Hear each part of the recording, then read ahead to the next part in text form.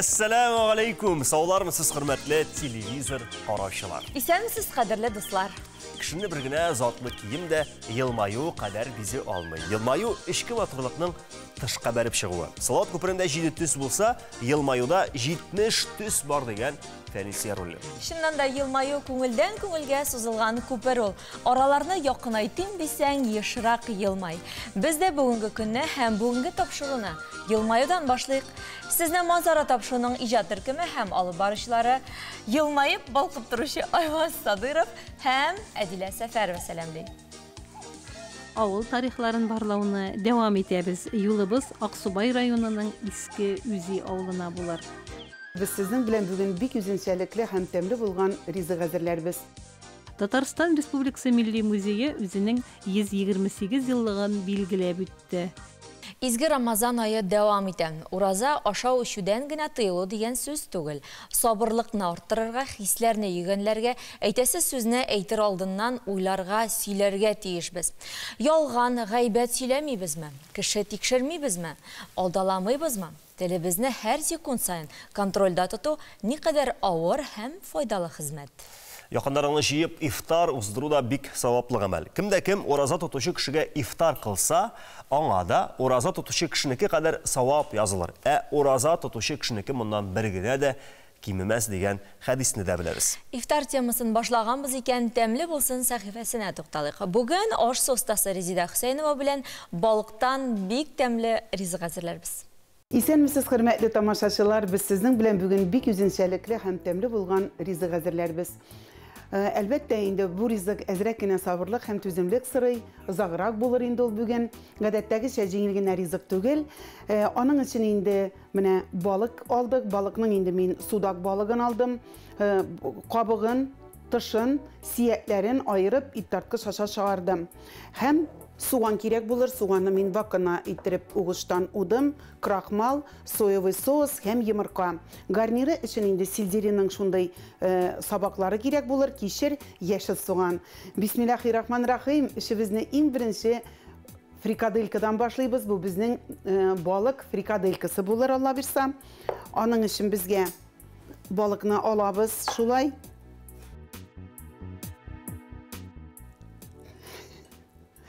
Soğanını koşabız. Bir kaşık krakmal isteybiz. Hem indi teriyaki sosu salabız.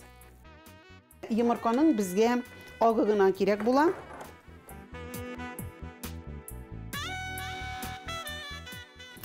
Ezgine tuz sibip jiberemiz. Hem şulay barışta hem tembalatabız.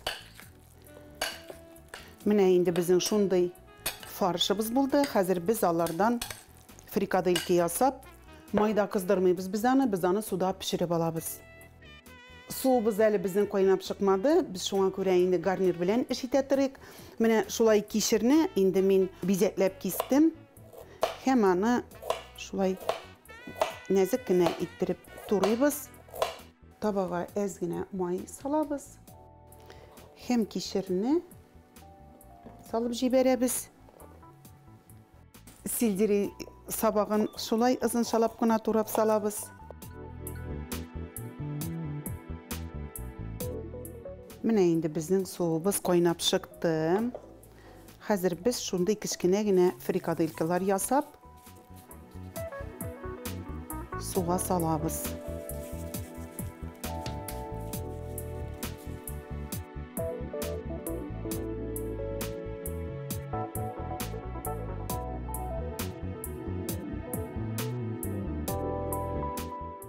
Mine indi bizning balık frikadelkalarımız pişti. Biz onu şulay duruşlakka hazır salabız. Bizge finçuzu hem kiriyaki sosu da kirek bola. Finçuzunu biz her vakitte da koynar su bilen pişiklep alaydık. Bugün indi biz onu mayda kızdırıp alabız.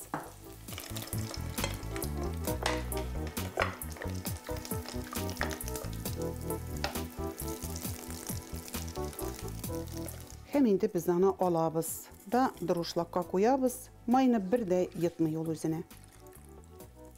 Yine bizim finçuzumuz hazır oldu. әзер фрикадылькаларыбызны без хәзер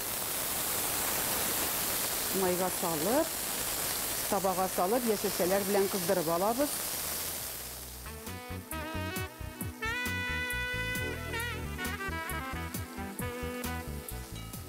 Озыншалап яшел суган турап җибәрәбез.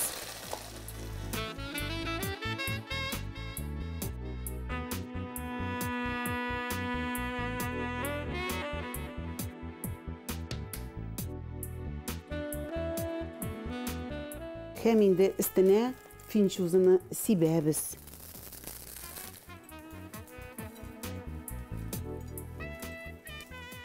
Менә хөрмәтле тамашачыларым, балыктан шундый тәмле фрикадылькаларыбыз әзер булды. Ашларыгыз тәмле булсын. Һәр берегезгә дә бәхетле киләчәк, матур тормышлар насыйп булсын.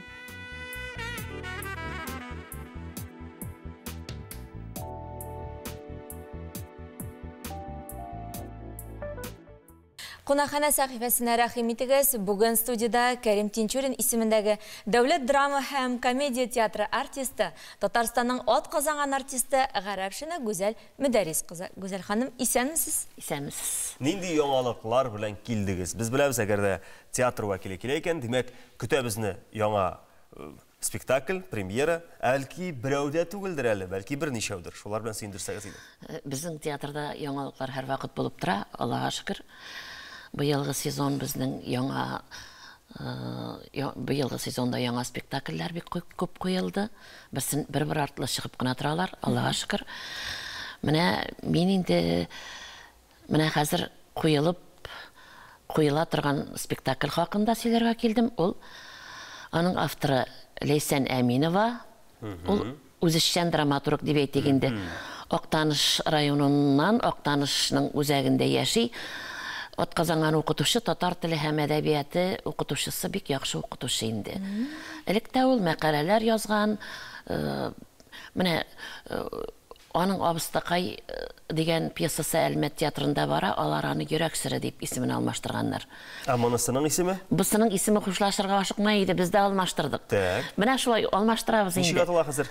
Хәзер Яратам бетте китте. Яратам китте. Популяр җыр сүзләре һәм Рудольф Миннуллинның шундый күркәм шигыре дә бар иде. Яратам бетте китте. Ни өчен дип сорама, Яратам бетте китте. Менә хәзер шуны сизәм, үзешчән дисез, әйме? Башка театрларда да менә шушы үзешчән авторларга ниндидер игътибар артты кебек. Гомумән менә хәзер бар үзешчән язучылар чыгара торган китаплар сериясе, әйме шундый кисә китаплар дип аталар аны. Һәм менә драматургиягә да үзешчәннәр кирип бара. Сез үзегез моны ничек бәялисез? Бу бер нидер тенденциямы бу, дәүләт сәясәтеме бу, яисә үзешчәннәрнең активлыгымы? Ничек уйлыйсыз сез моны? Бик яхшы әйбер бу аларга игътибар итү. Чөнки үзешчәннәрдән бик яхшы гына җырчылар, бик яхшы гына артистлар килеп чыга бит. Язучылар килеп чыга бит. Шулардан килеп чыга. Һәм Ходай биргән талант та дип әйтер идем мин аны. Татар теле әдәбияты укытучысы бик яхшы. Менә аның пьесасын, мин аның берничә пьесасын укыдым. Менә укый башлыйсың, аерылып булмый яннан. Кирип китәсең. Шул хәтле оста язылган. Ул менә җөмлә төзелешләре. Камил дәрәҗәдә. Ярыла укытучы булса, ләкин ул профессиягә ярак булган үзешчәннәрнең әдәбиятка, сәнгатькә керүе, әзрәкән сәнгатьнең дәрәҗәсен киметү дип аталмыймы? Аны гадиләштермиме? Юк, гадиләштерми. Чөнки театрда төрле жанрда спектакльләр булырга тиеш, гади тамашачы өчен дә. Ничек дип әйтим инде, тамашачыны бүлү, бәлки тирән итеп уйларга, фикерләргә кемгәдер исторический спектакльләр ошый, кемгәдер идегәй, кемгәдер турандык ошый, кемгәдер менә шушынды Яратам бетте китте ошый. Монда җырлы, биюле, шул хәтле тамашачыны ял иттера торган комедия, әмма дә ләкин җырлы, биюле, шундый гына дип әйтеп булмый, шул хәтле фәлсәфи, шундый хәтле менә костәннәре чыгара торган шундый җөмләләр бар. Менә хушлашырга ашыкма.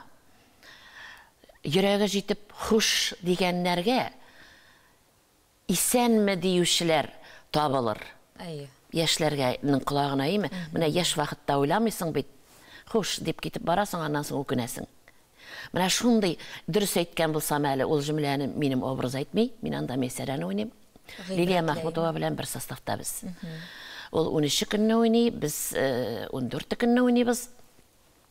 Ринат Шәмсетдинов главный герой, Фаил образы инде менә ул, аны Фәнис Нәйлевич әйтте инде, әлмәндәрләргә ошаган дип инде. Җырлап, биеп, һәрбер сүздән кызык табып, шундый юморлы, акыллы, шундый карт ул. Алар бер ишек алдында яшиләр, буларның эштәлеген дә сөйләделәр. Интервьюлар күп булды инде. Бәлки инде минем монда килеп сөйләүем яңалык түгел. Әмма дә ләкин интернетта утырмаучы, интернетта утырып вакытын әрәм итмәүче тамашачылар да булырга мөмкин. Менә шулар өчен сөйләп кайта әле гүзәл дип тагын мине җибәрделәр. Тагын кемнәр катнаша? Менә сезнең анда зур исемлек күрәбез. Исемлекне укыймысың? Башлык әле баштан дигәндәй, без куючы режиссерның исемен әле атамадык бугай. Зөфәр абый Харисов әйткәнемчә, бу пьесаны мин сөйли башлаганым бит әйме, икенче елга кирип киттек. Пьесаны укыдым да, шулай укып бетереп утырам, гримеркада Зөфәр абый нәрсәдер сорап кирде. Зөфәр абый, митем килә әле, митем менә сиңа роль бар. Шул хәтле Фаил образын, ул икенче составта куйды инде, минем без икебез инде аның белән ирле хатынны. Ул 14-нә өлгермәй, май айында Алла бирсә уйный яшәп ул. Режиссер буларак эше күп. Шуңа күрә бу юлы өлгермәячәк, киләчәктә уйнаячак. Ул аны бик яратты һәм куярга алынды. Мин моны куям диде. Директор Фәнис Нәйлевич укыды, аңа ошады. Туфан Рифович, главный режиссерыбыз, укыды, ул аңа да ошады. Шулай алар сөйләштеләр дә, бу пьесаны куярга булдык без. Эштәлеге бар, беләсезме? Пьесаның эштәлеге бар. Эштәлексез пьесалар китерәләр. Без артистлар хәзер күп сөйлим микән инде, үзебез язып бетереп, үзебез монологларын язып, үзебез әүш-тәүш китереп, интегеп чыгарган спектакльләр, пьесалар бар. Юк түгел, андыйлар да юк түгел.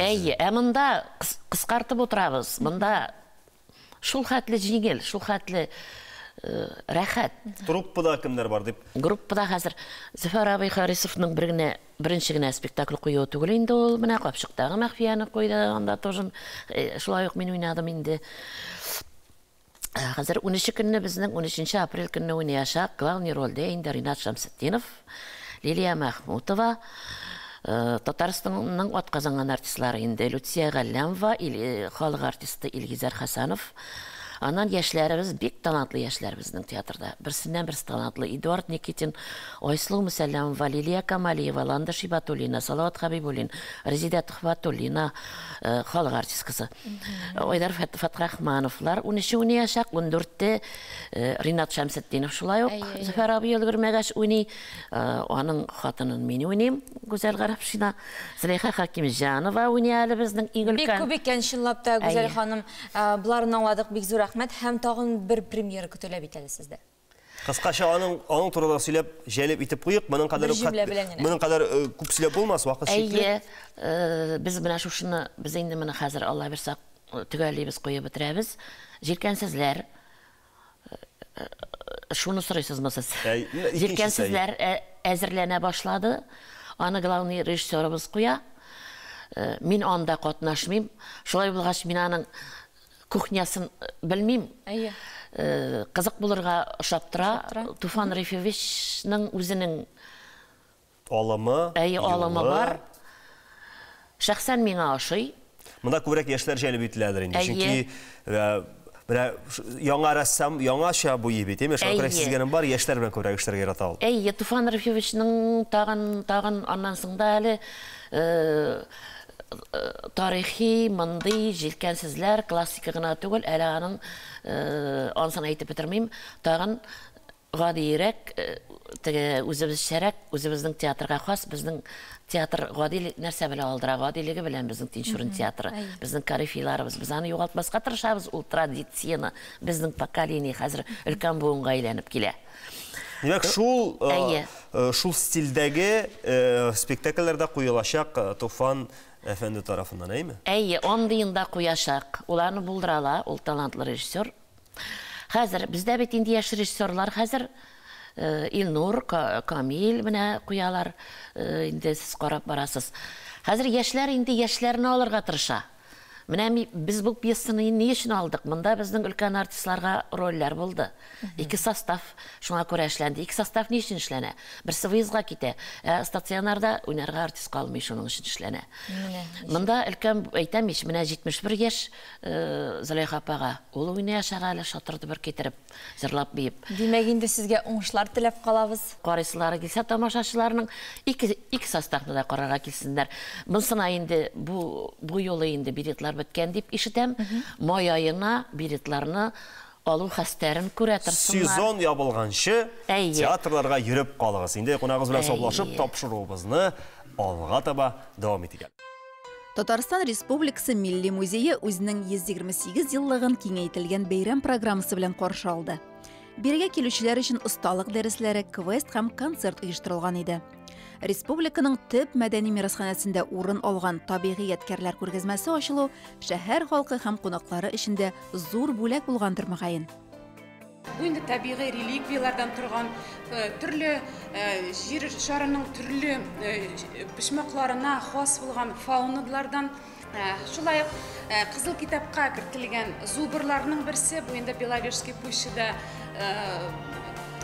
императорларның авында тотып алынган шул соңгы зубырларның берсе, аның да чучелосын күрерсез бик зур шундый экспонат булып тора. Шулай итеп бөтенесе бергә алганда 128 экспонат, инде 128 яшькә, бу инде символик рәвештә шулай уйланылган. Күргәзмәнең иң төп экспонаты 960 килограммлы, 4 метрдан артык озынлыктагы табигать мөгъҗизасы булган кырпы балыгының таксидермик сыны. 20нче гасыр башында гигант балык карачкысы Санкт-Петербургның зоология музеенда ясалган һәм император Николай II буйрыгы буенча Казанга бүләк ителгән. Шулай күргәзмәгә килүчеләр төньяк боланы, росомаха, леопард, кыргавыл, ягъни фазан, ал фламинго, калфаклы казуар һәм Евразия, Африка, Төньяк һәм Көньяк Америка, Австралия фаунасының башка вәкилләрен күрү бәхетенә дә иреште. Күп кенә экспонатлар 20 елга якын күргәзмәгә куелмаган. Мондый проект соңгы тапкыр музей тарафыннан 2003 елда гамәлгә ашырылган булган. Күргәзмәнең сәнгать бизәлешен Николай Фешин исемендәге Казан сәнгать училищесы директоры Ольга Гыйльметдинова җитәкчелегендә студентлар һәм мөгаллимнәр төркеме башкарган.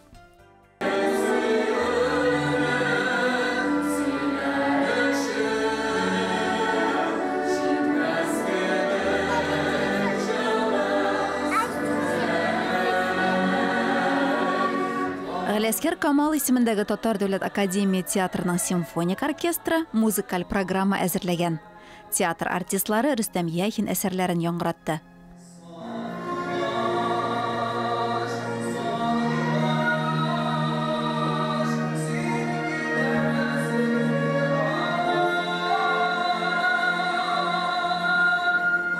Милли музейның туган көнендә даими экспозиция, күргәзмә, осталык дәресләренә 5000гә якын кеше килгән.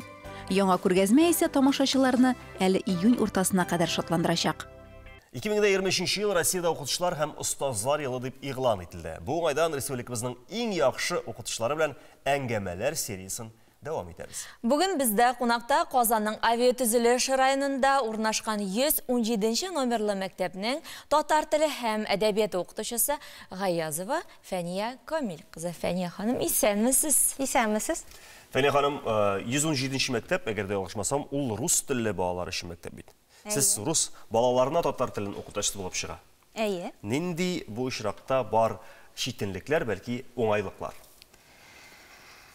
Бүгінгі көндә бит инде безнең рус теле укучыларында татар теленә кызыксыну уяту, бу инде безнең төп безнең проблемаларның берсе дип әйтеп торыйк инде, шулай бит. Моңа ничек итеп ирешергә була? Без бу сорау турында бик шактый гына уйландык инде, шулай бит. Мин исә уйлыйм, моңа бары тик гадәти булмаган алымнар, коммуникатив технологиялар аша килеп була дип уйлыйм. Һәм инде мин үземнең тәҗрибәмдә уен технологиясын кулланам. Бу исә балаларга бик нык ошый.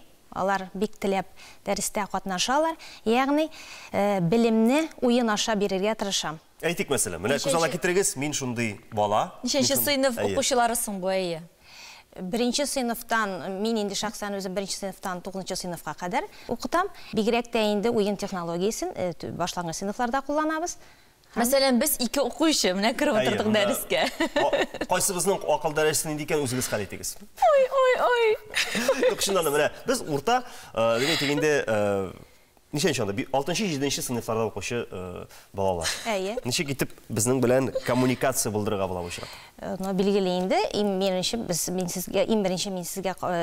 белән әңгәмә башлыйм шулай бит. Һәм инде беренче сез инде әгәр дә мин әле беренче тапкыр сыйныфыма килгән икән, мин бит инде үземә карата сезне җәлеп итәргә тиеш, шулай бит, кызыксыну ятырга тиеш. Билгеле инде укытучы бу чиракта булдыра алганча үзенең бөтен талантын, энергиясын эшкә җиңдерә, шулай бит укытучы бит инде ул артист булырга тиеш, шулай бит. Ягъни бөтен яктан үзенә каратып, баланы матур гына итеп үзенә каратырга тиеш. Ягъни бала инде теге укытучыга ой бу мин укытучы, мин миннән куркам дип түгел, инде аңа игътибарын юнәлтеп, бу яратырга тиеш укытучыга карата үзен теге курыкмыйча матур итеп укытучыга үзен теге игътибарын юнәлтеп дәрескә керешергә тиеш дип уйлыйм мин мәсәлән. Уен ул нидер тел белән генә, сүз белән генә аралашума, яисә берәр атрибутика кулланып булырга мөмкин. Төрле карталар, уеннар, костюмнар, уенчыклар. Беләсезме, уенның методикасы бар. Мәсәлән, шәхсән мин инде Министерство тарафыннан безне бит инде уен технологиясы буенча ничек аларны укытучылар ничек эш тәҗрибәсендә кулланырга безне укыттылар. Бик зур рәхмәт аларга.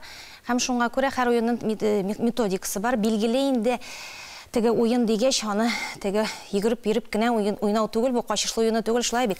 Кирәкле булган лексик һәм грамматик материалны без уенда бирәбез. Ягъни бала үзе дә аңламый.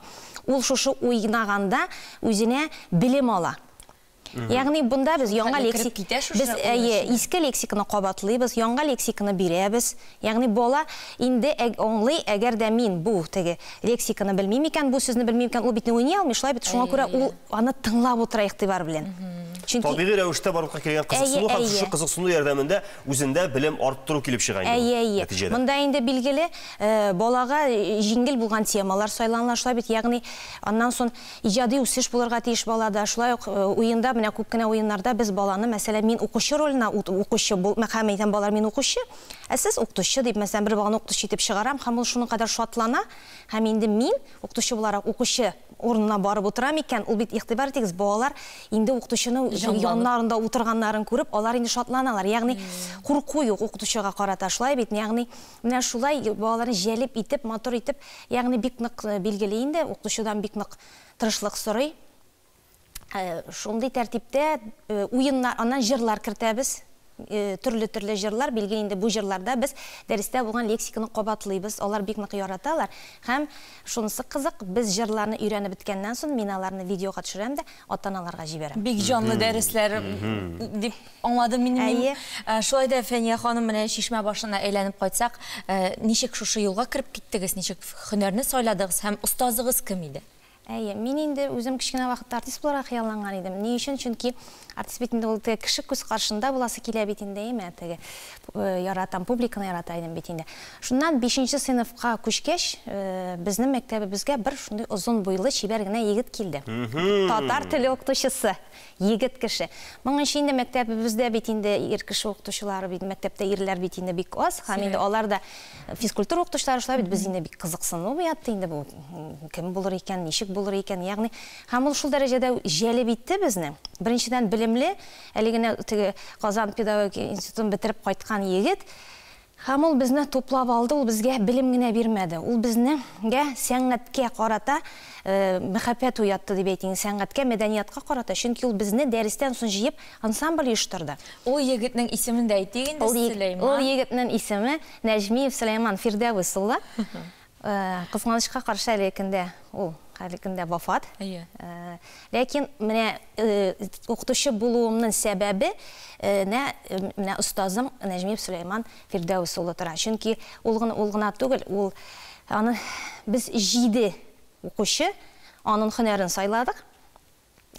Һәм мин бер дә үкенмим. Менә шәхес укытучы балаларның ияртә белә шулай. Алга таба тормышларында хәл иткән кебек килеп чыга бит инде. Шуңа карап сокланып, менә шул була инде ул Габделфат Сафинның соңгы кыңгырау җырының сюжеты. Әйе. Тормыш барышында әлбәттә инде тагын устазларыгыз булгандыр. Кемнәрне тагын айырып әйтә аласыз? Менә шушы һөнәргә кереп киткәннән соң килеп чыккан остазлардан. Менә инде Казан педагогик колледжын тәмамлаганнан соң мин башта Казан шәһәре авиация районы 77-нче мәктәпкә эшкә урнаштым. Һәм шундый жылы коллективка килеп эләктем. Ул вакытта ул коллективта 17 татар теле укытучысы бар иде. Һәм менә мондагы остазларны әйтеп китәсем килә. Монда Тимошина Илгизә Каюм кызы, шулай Гөлфия Мансуровна, һәм инде ул вакытта завуч иде Гөлфия Фатхуловна. Алар минем менә укытучы булып, менә миңа бик нык булыштылар. Алар минем остазларым, чөнки иң беренче бит әле килгән студент булып эшкә беренче килү килгәчтен бит куркыта, шулай бит инде зур мәктәп, рус мәктәбе. Алар бик нык миңа булыштылар. Фәния ханым, менә Иманым Камил, үзегез дә әле бик күп укучыларны үзегез артыннан ияртеп, шушы һөнәргә алып кирип китәчәксез. Шул хәтле менә сездән шушы һөнәрегезгә мәхәббәт сизелә. Һәм бүтән җаныгыз тәнегез белән янып торасыз. Һәм әле шуңа өстәп, менә Фәния ханымның бала чактан теләгән хыялы өлешчә булса да бәрбер көнкүрештә кулланыла. Менә бу актерлык, актерлык ул һәрвакыт матурлык дигән сүз. Менә шушы матурлык аша, менә шушы соклану аша әдилә әйтмешли балаларны бәлки шушы һөнәргә илтүче бер сәбәп табылырсыз. Бик зур рәхмәт сезгә килгәнегезгә. Уңышлар теләп калабыз. Рәхмәт. Изге Рамазан айы барган көннәрдә Ульяновск өлкәсенең милләттәшләребез яши торган районнарында күмәкләшеп ифтар мәҗлесләре уздыру әле яңа гына гадәткә кереп бара икән. Өлкә мөфтиятендә әйтүләренә караганда, быел төбәктәге 24 районның 15 йортында изге аш мәҗлесләре узачак. Шунысы да игътибарга лайык, ифтарларның һәр берсендә дә район башлыклары шәхсән үзләре катнаша һәм мөселманнарны Рамазан айы белән котлыйлар. Ульяновск татарларының яңа башлангычы хакында Рамис Сафин хәбәр итә. Сәмбір Ульяновск татарларының әлегелектән диндар булуы турында бүген сөйләп торының кирәге дә юктыр. Төбәктә совет чорында да дистәгә якын мәчетнең сакланып калуы һәм бүген дә мәчетләр саны буенча Ульяновск өлкәсе Идел буе федераль округында 3нче урында булуы моның ачык дәлиле. Күмәкләшеп ифтар ашлары уздыру әле яңа башлангыч. Бер ифтарда качанда кимдә бер главада калганнар юк. Губернатор үзе дә кушыла, зур областной безгә һәм бөтен районнарда бөтен главалар безнең белән бергәләшеп ифтарларда утырып ашыйбызда, әникәрим дә тыңлыйбызда. Ифтарны кемдер мәчетләрдә, ашханәләрдә, икенчеләр исә зур кафе-рестораннарда уздыра. Димитровград шәһәренең Временагода хәләл рестораны ачылган көннән бирле. Дини бәйрәмнәр, корбан ашлары, никах мәҗлесләре уздыру белән шөгыльләнә. Бүген монда тагын 300 кешелек чираттагы ифтар. Үткән елларда bir gün gene bulaydı, bir kış gene bıyıklısı günde iki kış kişe biz Sinan bile üzübüsün üstlerine uzdırdık şu kadar proje izcesi kişi bile eşkinlik maliki bir sartından birisi eşkin bulu onları ponedjelik bugün Amerika'sı rayonu Müslümanları biznesmenler тоже живут asıllar тоже bunda Ульян шәһәренең Идел аръягы районы татар утарындагы йортны узган ел яндырганнар иде. Сүз уңайыннан ут төртүчене таптылар. Мәхәллә рәисе, оста оештыручы Рафаэль Нәҗметдинов һәм эшмәкәрләр тырышлыгы белән 7 айда яңа йорт салып чыктылар. Бүген беренче ифтар да яңа нигездә уза. Өстәлләр янында милли хәрәкәт ветераннары, татар журналистлары да бар. Әлеге татар йортына милли мәгърифәтчелек үзәгенә сыкланып куярлык түгел. Менә шундый безнең милләтебезгә, динебезгә шундый бүләк булды бу изге Рамазан аенданың ачылып, ифтар мәҗлесләре үткәрелә башлавына без бик тә сөенәбез. Тимер юл районының Мәдинә мәчетендәге ифтарны мөселман дин кардәшләребез татар, Азәрбайҗан, таҗик, үзбәк, Дагыстан егетләре белән бергәләп уздырырга алынганнар. Өстәлгә кайнар ризык үзбәкнең мастарба ашында таҗик егете әзерли. Суп основа готовится у нас, когда свадьба, когда ребенок рождается, никах, да, когда у нас вот это будет готовиться. Мәдинә мәчете имамы Әбделкәрим хәзрәт ифтар уздырырга халык көн сайын чиратлап язлады. Кеше сорый кайсы акчага шушыны хәтле халык ашатасы сата, шушында безнең списокларыбыз бар. Монда кеше килә дә языла. Бәлки шулай юк та берничә гаилә кушылышып языла. Мәсәлән, әйтик, шушында 3 гаилә кушылды. Исемнәре күренеп тора. Әймен. Шушында да кушылдылар, шушында да кушылдылар. Кушылышалар да шушы мәҗлесне шулай без үткәрәбез. Һәм дә инде балаларга да кызык булсын өчен, балаларга шушы мороженаларны бирәбез. 10 меңгә якын татар яшәүче Чардаклы районында ифтар ашы 2нче ел уза. Милләттәшләребез аңа быел да Бистәнең спорт комплексына җыелган. Абруйлы кунаклар арасында район башлыгы да бар. Ифтар у нас на Чердаклинской земле стал традиционным вот в таком большом, хорошем кругу.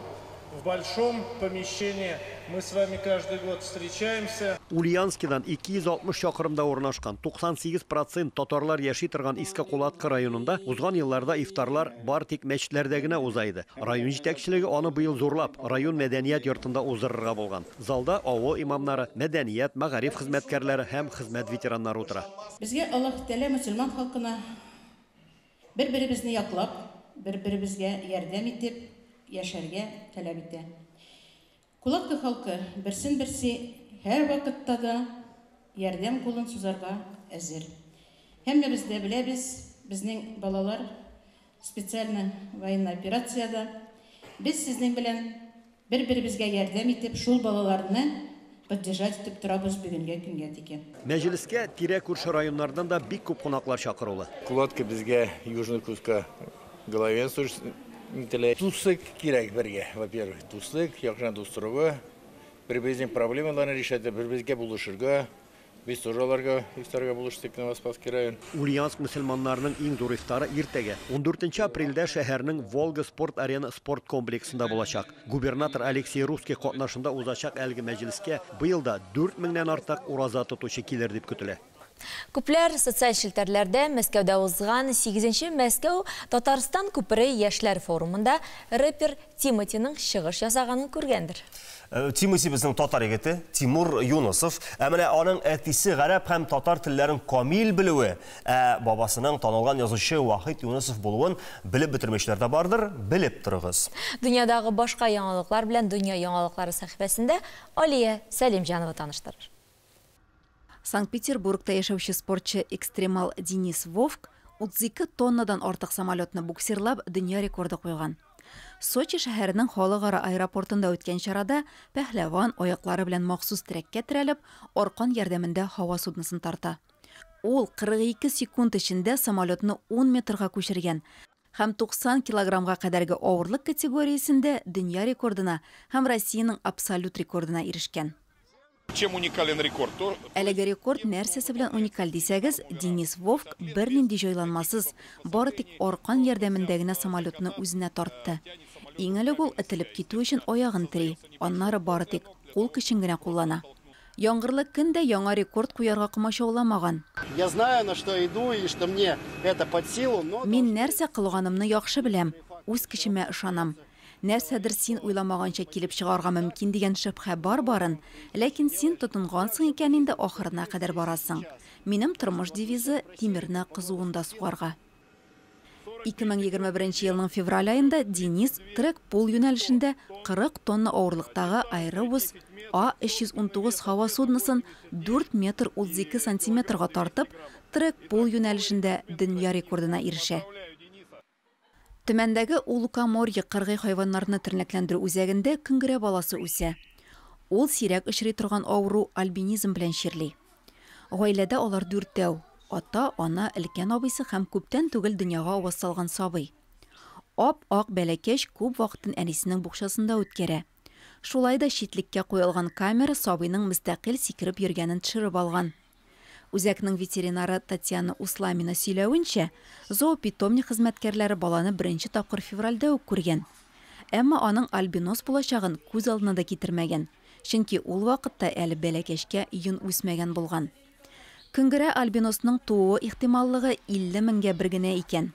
Уникаль хайванга әлегә исем уйлап тапмаганнар, чөнки күп вакыт әнисе белән булганлыктан аның җинесендә билгеләп булмый икән. Гадәттә көңгерәләр 7 айга кадәр букчада яши. Альбинослар кайбер авыруларга бирешүчән. Күп очракта аларның күз күреме начарая, ди ветеринар. Ләкин үзәк хезмәткәрләре сабыйга барлык кирәкле профилактика чараларын үткәреп торалар. Монда һәр кем үз тармагы өчен җаваплы. Хәбәрче текст, сүз өчен, оператор матур һәм төзек кадрлар өчен, тавыш режиссеры музыкаль бизәлеш тавышның сыйфаты өчен. Телевидение менә шундый күмәк хезмәт нәтиҗәсе. Яңа гасыр каналында ул 20 ел дәвам итә. Үткәндәге сәхифәләргә бергәләп күз салыйк. Төрле елларда бу көн нинди вакыйгалар белән истә калгансың? 20 ел Яңа гасыр телеканалы эфирда. 20 ел без Татарстан тормышындагы барлык вакыйгаларны яктыртып барабыз. 2005 елның шушы көннәрендә Казанга нәфис гимнастика буенча Россиянең легендар тренеры Ирина Винер килде. Республикабыз башкаласында Россия чемпионаты уздырылды. Анда илнең иң көчле гимнастлары катнашты. 2017 елның 13 апрелендә Республика Татарстан газеты беренче саны басылуга 100 ел тулуны билгеләп узды. 2 ел үткәч Казан 5 еллык тәнәфестән соң кабат вокалистларның Михаил Глинка исемендәге халыкара конкурсын кабул итте.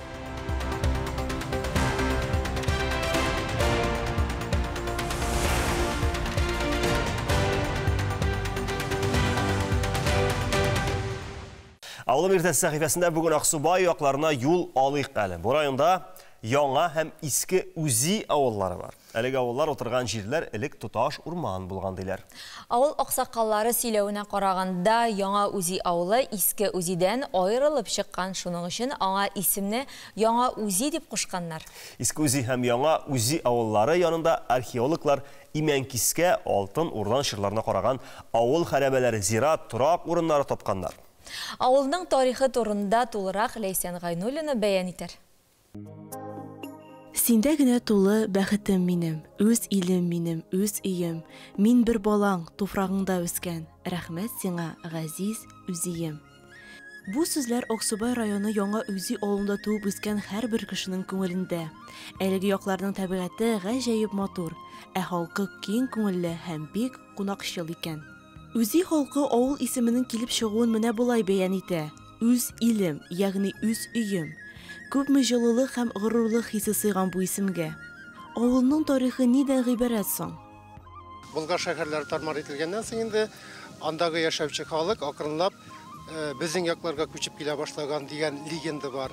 Һәм инде менә шушы легенда нигезендә шушы Болгарда яшәгән һөнәрче Киси бабай дигән бабай менә безнең шушы матур табигать урынга килеп урнаша.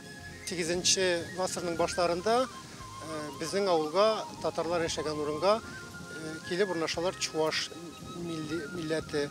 Алар инде менә Сәтчәбезнең теге ягына бер урам булып урнашалар. Әмма 1924 елларда нинди сәбәп аркасында бу ике милләт арасында инде гауга килеп чыкканнан соң чуаш халкы безнең авылдан менә күрше авылларга Беловка, Алексеевка һәм Федоровка дигән авылларга күчеп китәләр дә ул авылларга нигез салалар. Чуашлардан Макар чишмәсе кала. Ул әле дә үз орнында. Аны 1990 елда Юнус һәм Илгизәр Хәмидуллиннар гаиләсе яңарта, төзекләндерә. Авылда тагын бер чишмә бар, аны Селчә елгасы аша Идиятуллин Фидаил чыгара. Монда аны Болын чишмәсе дип атыйлар. Бу менә бу һәйкәл инде безнең Бөек Ватан сугышы елларында фронтларда батырлар чәкәләк булган авылдашларыбыз хөрмәтенә салынган. Безнең авылдан инде 200-дән артык кеше фронтка киткән һәм шуларның инде 100-дән артык инде янәдән туган якларыбызга әйләнеп кайтмаган. 1961 елда төзелгән иске агач мәктәп 2007 елга кадәр эшли. Мәктәп бинасы бик нык искерә, ә яңасын салырга мөмкинлек булмый. Элекеге мәктәп директоры Альбина Захридинова тырышлыгы белән бинаны аз комплектлы мәктәпкә яраклаштырып төзекләндерәләр. Бүгенге көндә мәктәп көн калагына туры китерерлек итеп оптимизацияләштерелде. Биредә төп мәктәп балалар бакчасы белән бергә эшләп килә. Кушыларыбыз төрле конкурсларда, район һәм республика күләмендә үткәрелгән олимпиадаларда, бәйгеләрдә актив катнашып, җиңүләр, призлы урыннар яулыйлар. Без инде моңа шиксез шатбыз. Менә шушы татар авылларындагы татар мәктәпләре ябылмасын иде дигән теләктә калабыз. Сүз уңайынан Әхмәдулла һәм Альбина Зәхридиновлар бик эчтәлекле авыл тарихына багышланган китап иҗат итәләр, аны дөньяга чыгаруга авылдашлар булыша. Монда авылның бүгенгесеннән алып, борынгы елларга кадәр барып тоташкан чыганаклар саклана. Яңа Үзей авылында музей эшләп килә. Ул музейда 2 бүлмә. Беренче бүлмәсе безнең якташ язучыбыз Газиз Кошаповка багышланган. Икенче бүлмәдә туган якны өйрәнүгә багышланган экспозициялар урнашкан. Аларның бер өлеше җиңүнең 75 еллыгына багышланган. Әйдәгез әле авыл йортының күренешендә барлык. Авыл туташлары һәм ханымнары чиккән сөлгеләр, кием салымнар, мендәрләр, сырмалар, тагын бик күп истәлекләр бар. Алар барысын да кадерләп саклый. Тарихи мәчетебезнең күргәзмәсе куелган һәм макеты. Аны үзебезнең авылдашыбыз ясап бирде. Менә бу безнең инде 100 еллык мәчетебез безнең мәхәллә. Аны бабайлар саклап калганнар, манарасында кистермәгәннәр. Иген сала башлагач та колхозга картлар җыелып амбар тизеп биргәннәр. Мәчетне саклап калу өчен. Авыл халкы мәчеткә бик күп һәр бәйрәмне үткәрәбез. Мәчеттә 5 тапкыр азан итәләр, 5 тапкыр намаз укыла. Һәр бер бәйрәмнәрне зурлап үткәрәбез. Алда яшьтә инде апалар, абыйлар дин турында инде дин турында бөтен нәрсәне сораулары бар. Яңа җавап бирәбез. Яңа Үзей авылы халкы динне, гырыф-гадәтләрне хөрмәт итә. Балалар да дин дәресләренә бик яратып йөри. 2006 елда авылда яңа мәчет ачыла. Бүген инде 2 мәчет тә бик матур итеп эшләп килә. Яңа Үзей авылы янында Хуҗалар тавы дигән изге урын да бар. Алар монда зурлап курбан чалалар, йоласына туры китереп ашлар үткәрәләр. Бар нәрсәдән кадерлерәк миңа туып үскән җирем, үз өем. Кайтмам диеп чыгып китәмен дә, кабат кайтам сиңа, үз өем. Безнең авыл мәдәни чараларга бик бай дип әйтергә кирәк. Бүгенге көндә һәр бер бәйрәм, зур бәйрәм, кичкенә бәйрәмме барысы да димәк инде үткәреп, матур иттереп, үзенчәлек иттереп үткәрергә тырышабыз. Берстән дә авыл халкы бик актив, безнең җырга, сәнгатькә, шигърияткә гомумән ул яктан димәк бөтен халык белән берлектә эшлибез.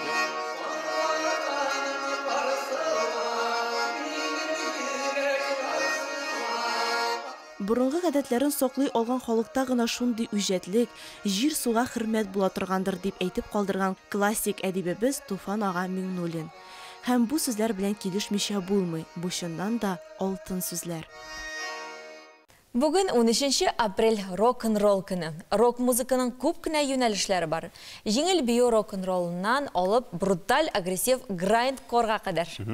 Җырларның текстлары тирән, фәлсәфи яки җиңел, шаян булулар белән аерылып тора. Әлегә музыкаль юнәлеш турында иң кызыклы мәгълүматны Миләүшә Ризванова җиткерер. Миләүшә, рәхим ит. Айваз белән Әдиләнең күтәренке кәеф дулкыннарына кушылып, мин Миләүшә Ризванова кызык дөнья сәхифәсен башлап җибәрәм. Рок-н-ролл! Әйе, 13 апрель ул бөтен дөнья рок-н-ролл көне. Әлеге бәйрәмне рок-музыканы яшәү рәвеше итеп сайлаган фикердәшләр билгеләп үтә. Рок-н-роллның тарихы, үзенчәлеге һәм әлеге музыкаль юнәлеш турында иң кызыклы мәгълүмат бүгенге чыгарылышта. Бәйрәмнең нигезе булган тарихи вакыйга 1954 елның 12 апрелендә була. Билл Хейли яңа музыкаль юнәлештә җыр яза. Бу җыр бик тиз арада бөтен дөньяга тарала. 20-нче гасыр уртасында икенче бөтен дөнья сугышыннан соң кешеләр тыныч тормышка омтыла. Ул вакыттагы тыныч һәм сентименталь музыка шул чор кәефенең чагылышы булып тора. Америкада бөтенләй башка шау-шулы, дәртле ритм and блюз яши. Ул кара тәнлеләр арасында киң таралган була. Бер вакыт кич белән Кливленд радиостанциясенең диск жокеи Алан Фрид ритм and блюз стилендәге музыканы эфирга чыгарып карый һәм тамашачыга аны икенче исем белән рок-н-ролл дип тәкъдим итә. Алан Фрид ярдәме белән әлеге юнәлеш тулы яңгыраш ала. Кара тәнлеләр музыкасы гына булып калмыйча, киң кулланылышка чыга. Ак тәнле башкаручылар арасында рок-н-роллның беренче йолдызы, әйтеп үткәнемчә, җырчы һәм гитарачы Билл Хейли була. Аның музыкасы искиткеч уңышка ирешә. Әлеге юнәлешкә нигез салучылар арасында күп кенә яшүсмерләр һәм яшьләрнең кумиры булган легендар Элвис Пресли да бар. Фанатлары аның кием стиле, манерлары һәм хәрәкәтләреннән үрнәк алалар. 1960 еллар башында рок-н-роллның яңа юнәлеше поп-рок барлыкка килә. Атаклы Ливерпуль дүртлеге Beatles группасын төзи һәм үз композицияләре белән дөньяда битломания эпидемиясын тарата. 1964 елда куәтле тавышы белән аерылып торган Rolling Stones төркеме барлыкка килә. 70 еллар азагы панк-рок барлыкка килү белән истә кала. Беренче планга вокал һәм текстлар чыга башлый. Аларда еш кына хөкүмәт, сәясәт, җәмгыятьнең бай катламнарына карата тәнкыйть яңгырый. Советлар чорында рок-музыка 20-нче гасырның икенче яртысында көнбатыш музыка йогынтысында барлыкка килә. Александр Градский оештырган Сокол, Скифы, Скоморохи һәм Славяне иң беренче рок төркемнәр була. СССРга кадәр барып җиткән битломания дулкыны һәр мәктәпкә диярлек рок төркемнәрен булдыруга китерә. Әлеге коллективларның кайберләре 1970 еллар сәхнәсенең төп шәхесләренә әйләнә. Мәсәлән, танылган Машина времени төркеме. Тик рок-н-роллның таралуы совет сәясәте һәм мәдәни цензура тарафыннан тоткарланып тора. Шуңа да карамастан, 1980 еллар башында СССРда тулы канлы рок хәрәкәт формалаша башлый. Алиса, Аукцион, Оберманекен, Странные игры һәм иң атаклы кино төркеме барлыкка килә. 1985 елда Мәскәүдә рок-лаборатория ачыла. Ул башкала төркемнәренә үз эшчәнлекләрен ачыктан-ачык алып барырга мөмкинлек бирә. Nautilus, Pompilius, Зоопарк һәм башка күп төркемнәр танылып китә. Бүгенге көндә рок-музыканың күп кенә юнәлешләре бар. Җиңел бию рок-н-роллыннан алып, бруталь, агрессив грандкорга кадәр. Җырларның текстлары тирән, фәлсәфи яки җиңел шаян булулары белән аерылып тора. Рок-музыка еш кына поп-музыкага каршы куела әмма рок һәм поп төшенчәләре арасындагы шикләр юк. Айва Сәдилә, рольне сезгә тапшырам. Айва, синеңчә матурлык нәрсә ул? Матурлык ул илһамландыручы, шатландыручы көч дияр идем мин. Чыннан да матурлык күзне иркәли, кәефне күтәрә. Демәк, матурлык ул гармония тирә-якта да һәм күңелдә дә. Бу хисләрне өебездә үсеп утырган гөлләр дә тудырырга сәләтле.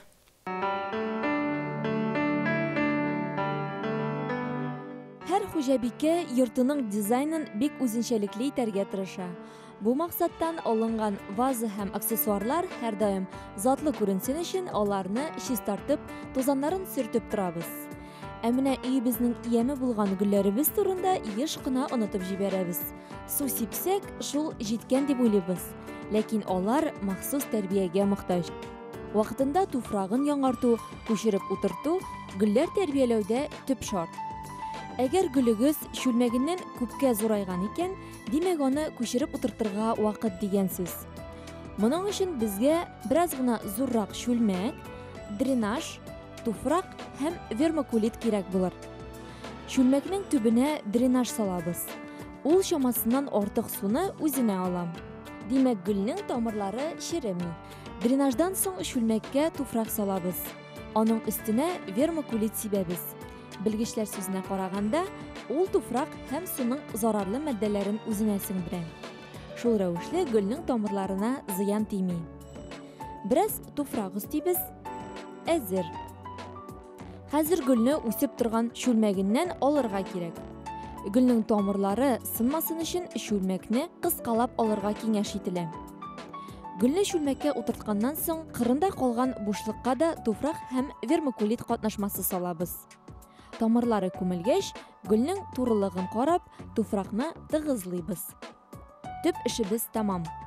Хәзер гөлебезгә су сипсәк тә ярый. Тамырларны чиретмәс өчен суны шүлмәкнең кырына сибәбез. Хәзер менә шундый матур ташлар белән бизәп чыксак та була.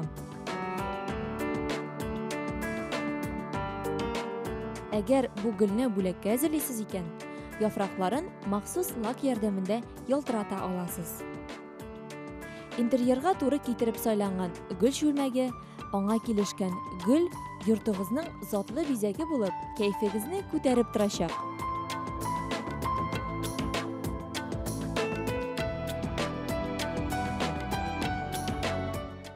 Табиғат яшәрә, аның белән бергә паразитлар да активлаша. Аларның күбесе кешегә зур зыян сала. Шундый куркыныч бөҗәкләрнең берсе урман бите, ягъни талпан. Мондай күңелсезлеккә тарамас өчен табигатькә чыгучы һәркем саклык чараларын күрергә тиеш. Кадалган очракта ни эшләргә? Без бу хакта сөйләшербез. Шулай ук тышкан бизгәге хакында да иркенләп әңгәмә кырырбыз. Шуңа күрә без кунагыбызга чакырдык янәдән табиб-инфекционист Алсу Шафиуллинаны. Хәерле көн, исәнмесез? Хәерле көн. Менә Айваз тышкан диде. Тышкан бизгәге шушы мәсьәләгә тирәнрәк тукталып китик әле. Тышкан бизгәге белән чирләүнең сәбәпләре нидән килә? Тышкан бизгәгенең төп зарарлану механизмы хайваннан кешегә вирус күчүгә нигезләнә. Кешедән кешегә вирус күчә алмый. Тышкан бизгәгенең инде төп күчү юлы дип әйтеп була инде. 3 юлы бар. Аның беренчесе һава тузан юлы аша. Димәк, кеше тарафыннан тышкан бизгәгенең сулыш юллары аша инде сулаган очракта тышкан бизгәге белән зарарланырга мөмкин. Шулай ук предметлар аша да зарарланырга мөмкин. Инфекцияләнгән предметларны кулланган очракта тәндә кечкенә генә яралар булса да, шушы яралар аша шушы тышкан бизгәге белән зарарланырга мөмкин. Аннан соң безнең әле 3нче юл бар. Анысы инде алиментар юл дибез инде без. Менә тышкан бизгәге яисә инде тышкан сидеге белән зарарланган суны яисә ризыкны кулланган чиракта шулай ук тышкан бизгәге белән зарарланырга мөмкин. Алиментар дигәч мин алимент түләмәсәң зарарланасың. Лауча инде сез бакчаларны җыештыру, дачаларны җыештыруга бәйле шушы сала. Әйе, да. Бу тышкан бизгәгә менә хәзерге вакытта ул киң таралган күренешме? Тышкан бизгәген югы дип инде хәзерге вакытта бик актуаль, чөнки хәзер инде күбесенчә шәһәр халкы дачаларга, кыш буе ябылып торган дачаларга бара. Аларны менә тәртип ясый, әйе. Аларны дачаларны юган вакытта дөрес менә профилактик чараларны инде үтәргә кирәк, үзеңне сакларга кирәк. Респираторлар булмаса инде маскалар кулланырга, перчаткалар. Һәм калганы. Яхшы. Кеше үзенең зарарланганын кайдан белә? Симптомнары турында да әйтеп узсагыз иде. Кеше тышкан бизгәге белән зарарланганын беренче симптомнар инде ул безнең тән температурасының кинәт кенә зур күтәрелеп китүе, 39-41 градуска хәлле җитүеннән башлана. Күңеле булгана, кысасы килә, кеше кыса башлый. Артериаль кан басымының кинәт кенә төшеп китүе күзәтелә. Шуннан соң баш әйләнә. Аннан соң инде иң мөһим фактор дигәндә тәндә, күкрәк читлегендә кызыл геморрагик тимгелләр барлыкка килә. Аннан соң без инде кичекмәстән шушы беренче симптомнар барлыкка килүгә үк тиз арада табибка мөрәҗәгать итәргә кирәк. Табиб инде сезгә барлык тикшеренүләрне узганнан соң дөрес диагноз куя. Бөтен тикшеренүләрне уздыралар. Менә кан мәсьәләсенә килгәндә, кан ягына килгәндә, анда тромбоцитопения күрәбез без һәм лейкопения. Димәк, тромбоцитларның һәм лейкоцитларның бик түбәнәйгәнен, нормадан әзәйгәнен күрәбез. Шушыларга нигезләнеп, табиб дөрес диагноз куя ала. Кан басымы түбәнәя, температура югары була дисез. Кеше инде бик авыр хәлдә ята. Үлеп китү очраклары бармы? Әйе, үлеп китү очраклары бар. Менә беренче симптомнар барлыкка килүгә көтеп тормаска, табибка мөрәҗәгать итәргә кирәк. Анда инде сезгә дөрес диагноз куеп, дөрес лечение тәкъдим итәләр, дөрес дәвалану инде. Шуларны барысын да үтәргә, әгәр дә инде вакытында үтәмәсәң, аяныч булырга мөмкин аның азагы. Ләкин иң яхшысы Әдилә әлбәттә профилактика, шулаймы? Нинди профилактик чаралар кулланырга мөмкин? Әйе, менә бу теге профилактик чараларга килгәндә инде әйтеп киттем, менә дәвам итәм инде. Теге дачаларга чыкканда хәзерге вакытта инде дөрес итеп үзеңне саклау иң беренче. Аннан соң менә үткән елгы ризыклар калырга мөмкин. Ул да шулай ук тышкан тизәге белән, яисә сидеге белән зарарланган булса, бөтенләй ул ризыкны кулланырга ярамый. Аннан соң бүлмәләрне бик еш итеп җилләндерергә кирәк. Хәзерге вакытта бит инде кибетләрдә күрәбез, нинди генә дезинфекциялар уздырыр өчен нинди генә безнең химик препаратлар юк. Тәкъдимләр юк, без тагын сүз баксы бит түрәле, Талпан турында сөйләшә башлаган. Шуңа күрә вакыт безнең кызганыч шикле бер тезис белән генә сөйләп узсагыз иде. Нәрсә эшләргә кирәк, әгәр дә сизсәң менә шушы Талпанның кадалганын дип әйтик инде, кая мөрәҗәгать итәргә яки үзең генә нәрсәдер эшләп буладыр тиз арада? Әгәр дә инде Талпан тешләгән булса, хәзерге вакытта шулай ук без урманнарга, аннан соң инде ул урманнарда гына түгел, авыл җирлегендә дә Талпаннар кадалырга мөмкин. Шулай ук менә шәһәрдә инде шул паркларыбызда да күреп торабыз, Талпан кадалырга мөмкин. Иң беренче инде Талпан кадалуга ук Талпанны кадалган күрүгә үк инде травмпунктка яисә инде үзегезнең поликлиникагызга, кая теркәлгән поликлиникагызга мөрәҗәгать итәргә кирәк. Әгәр дә инде андый мөмкинлек булмаса, үзегез инде Талпанны тиз арада тартып чыгарга кирәк. Моны тотыла тартырга ярамый түгелме соң? Әйе, аны сәгать әйләнеше буенча түгел, киресенчә сәгать әйләнешенә каршы тартып чыгарга кирәк. Иң беренче инде майларга кирәк аны. Аннан соң инде шул алынган җиренә спирт яисә йод белән сылап куярга кирәк. Менә бөтенесенә игътибар итәргә кирәк. Димәк инде табигатькә чыкканда булдырылганча ябык киемнәр киеп чыгарга кирәк. Әйе, дөрес, менә дә әйтеп китәсе килә. Профилактик чаралар булып инде шул ук урманга барганда инде сукмакның уртасыннан барырга тырышырга кирәк. Аннан соң ак төстәге кием кисәгез яхшырак булыр. Шулай ук башка инде капюшонлы, башлыклы әйберләр киергә тырышырга. Әгәр дә чалбар киергә, шул чалбарны инде аяк киеменең иченә тыгырга кирәк. Әгәр дә инде без ак кием кисәк, Талпан кадалганда без тиз арада күреп ала алабыз. Шуңа мин Талпан ак төстән куркам әле дип торам. Бик зур рәхмәт, Алсу, без инде шуннан да бик актуаль сорауларга бүген җавап таптык. Үткән гомер үзенең максаты белән бәйләнә, максаты белән мәгънәле ул дип яза Галимҗан Гыйльманов. Хыял максатларыгызга таба һәр көнне бер генә адым булса да ясарга онытмагыз. Игътибарларыгызны уңышсызлыкларга гына юнәлтмәгез. Дөнья ул агын да карасын да тигез сыйдырган. Иң әһәмиятлесе булганның кадерен белергә өйрәнегез. Манзара тапшырышының белән тәмам, сезнең белән иҗат төркеме һәм без алып баручылар Айва Садыров белән Әдилә Сәфәрова булды. Үзегезне һәм якыннарыгызны саклагыз.